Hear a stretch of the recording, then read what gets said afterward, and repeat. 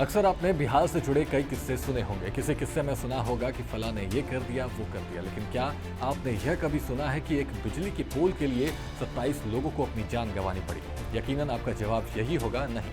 लेकिन आज हम आपको जो खबर बताने जा रहे हैं वो इस सच्ची घटना पर आधारित है। दरअसल बिहार के भागलपुर के कोयली और खुटहा गांव के बीच बिजली के पोल को लेकर 1991 से 2019 तक खूनी खेल चलता रहा, जिसमें 27 लोगों को अपनी जान गंवानी पड़ी। साथ ही दोनों गांवों के कई लोगों को उम्र कैद की सजा भी काटनी पड़ रही है। ऐसे तो भागलपुर का खूनी खेल से पुराना नाता रहा है। भागलपुर सिर्फ दंगा या आंख फोड़वा कांड के लिए नहीं, बल्कि बिजली की लड़ाई के लिए भी जाना जाने लगा है। कल तक जो लड़ाई महज एक पोल के लिए हो रही थी, वो देखते ही देखते साल 1991 में वर्चस्व की लड़ाई में तब्दील हो गई। अब इस गांव के लोगों को पोल की लड़ाई नहीं लड़नी थी, बल्कि अपने अहम की लड़ाई किसी भी हालत में जीतनी थी, चाहे उसके लिए लाशों का अंबार ही क्यों न लग जाए, चाहे इस लड़ाई में कोई माँ अपने बेटे को ही क्यों न खो दे, चाहे किसी बेटे के सिर से उसके पिता का साया ही क्यों न हट जाए, पर यह लड़ाई किसी भी हालत में जीतनी थी। मिली जानकारी के अनुसार साल 1991 से शुरू हुई इस कहानी का भले ही अंत हो गया हो, लेकिन जो लोग इस कहानी का हिस्सा हैं वे आज भी इसे याद करके परेशान और हैरान हो जाते हैं। मीडिया रिपोर्ट से मिली जानकारी के मुताबिक खूनी खेल में अपने पिता को खोने वाले पीड़ित ने बताया कि यह कहानी साल 1991 की है, जब यहाँ पर सिर्फ एक पोल के लिए दो गांवों के बीच मूंछ की लड़ाई छिड़ गई। मूंछ की लड़ाई छिड़ना मतलब वर्चस्व की लड़ाई छिड़ गई। उन्होंने बताया कि तब मैं महज 9 से 10 साल का रहा था जब यह कहानी मेरे गांव में हुई थी। उस समय पहली बार गांव में बिजली आ रही थी। उन्होंने बताया कि उस समय लालू प्रसाद यादव की सरकार थी और बिजली का पोल कोयली गांव के पोखर के समीप गिरा था, लेकिन कुछ लोगों ने उस पोल को रातों रात चुरा लिया। इसके बाद यह विवाद बढ़ गया। कोयली गांव के लोगों ने खुटहा गांव के लोगों के ऊपर एफआईआर दर्ज करा दिया। इसके बाद दोनों के बीच विवाद बढ़ गया और जब पोल गाड़ने की बारी आई तब दोनों के बीच हाथ में हाथ मिलाकर लड़ाई शुरू हो गई। दोनों गांवों के लोगों का कहना था कि जो जीतेगा उसी के यहाँ पोल गड़ेगा। दोनों गांवों के लोग गांव से महज 150 मीटर की दूरी पर चिचोरी पोखर के पास इकट्ठा हो गए। लड़ाई शुरू हुई। पहली बार चिचोरी पोखर से इस लड़ाई की शुरुआत होती है।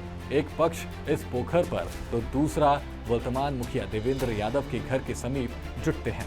देवेंद्र यादव नामक व्यक्ति बताते हैं कि सुबह से दोनों गांवों में गोलीबारी शुरू हो गई। दोनों ओर से राइफल, मास्केट समेत अन्य हथियार से जमकर फायरिंग शुरू हो गई। गोलियों की तड़तड़ाहट से पूरा इलाका गूंज रहा था। दोनों तरफ से खूब गोलियां चली। रात को भी दोनों गांव में गोलीबारी होती रही। इसकी सूचना पुलिस को मिली, लेकिन पुलिस भी गांव के अंदर प्रवेश नहीं कर पाई। उस दिन चिचोरी पोखर के समीप 21 अप्रैल 1991 को गोली लगने से एक व्यक्ति रंजीत यादव की मौत हो गई। इसके बाद यह दुश्मनी और बढ़ गई। इस मर्डर के बाद दोनों गांव एक दूसरे के खून के प्यासे हो गए। जहां मौका मिलता वहीं हमला कर दिया जाता था। सबसे पहला मर्डर 21 अप्रैल 1991 को रंजीत यादव, 2 जुलाई 1992 को निरंजन यादव पर बम से ट्रेन में जानलेवा हमला हुआ था। 18 जनवरी 1993 को नरसिंह यादव की गोली मारकर हत्या कर दी गई। 30 जून 1994 में ब्रह्मदेव कुंज बिहारी और कपिल देव यादव की हत्या कर दी गई। 8 दिसंबर 1995 को सूर्य नारायण यादव की गोली मारकर हत्या कर दी गई। 17 फरवरी 1996 को दुर्योधन यादव की हत्या कर दी गई। 7 नवंबर 1997 को डॉनी यादव की गोली मारकर हत्या कर दी गई। 14 अक्टूबर 2000 को अनस यादव की हत्या कर दी गई। 4 जुलाई 2000 को सुधीर यादव की गोली मारकर हत्या कर दी गई। यह सिलसिला 2019 तक चलता रहा। इस रंजिश में 2016 में हुए जेल से रिहा गणेश यादव की 2019 को गोली मारकर हत्या कर दी गई। उन्होंने बताया कि इस पूरे मामले में 27 लोगों को उम्र कैद हुई थी, एक को फांसी की सजा हुई थी, लेकिन अब लगभग लोग इससे बरी हो गए और फांसी की सजा भी बाद में रुक गई थी। देवेंद्र यादव बताते हैं कि उस समय जो भी हुआ वो महज नासमझी या कम पढ़े लिखे होने की वजह से हुआ, लेकिन इससे ये गांव काफी पीछे चला गया। उन्होंने बताया कि अगर ऐसा कुछ होता है तो बाद से मामला सुलझा लेना चाहिए। गांव का विकास पूर्ण रूप से रुक जाता है। ऐसे में सवाल यह उठता है कि आखिर इस लड़ाई में किसे फायदा हुआ? क्या उन दो गांवों को जो महज एक पोल की बात को अहम से जोड़कर युद्ध कर रहे थे? जवाब है इसका कि इसका फायदा किसी को नहीं मिला, लेकिन नुकसान काफी कुछ हो गया। न जाने कितने मासूमों के सिर से पिता का साया उठ गया। गया। न जाने कितनी महिलाओं का सुहाग उजड़ गया। वैसे इस घटना से सीख लेने वाली बात यह भी है कि अहम में किया गया कोई भी काम आपको सिर्फ नुकसान पहुंचाता है। फिलहाल आपका इस पूरी खबर पर क्या कुछ कहना है, हमें कमेंट करके जरूर बताएं और देखते रहें सूर्य समाचार।